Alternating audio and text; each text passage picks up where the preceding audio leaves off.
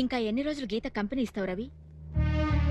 నువ్వు గీతకి హెల్ప్ చేయడం, ఓదార్పునివ్వడం ఎవరికీ ప్రాబ్లం లేదు.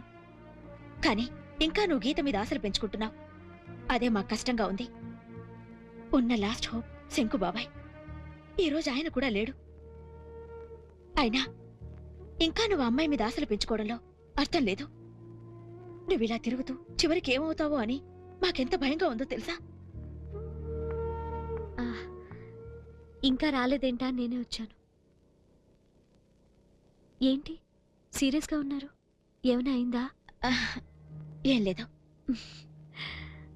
సత్యవంకులు ఈ రోజు నుంచి హోటల్ నన్నే చూసుకోమని చెప్పారు.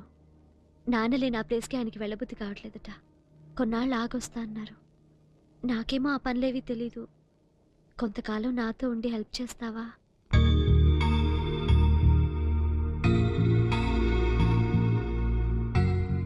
దాన్నే ఉంది, తప్పకుండా వస్తాను.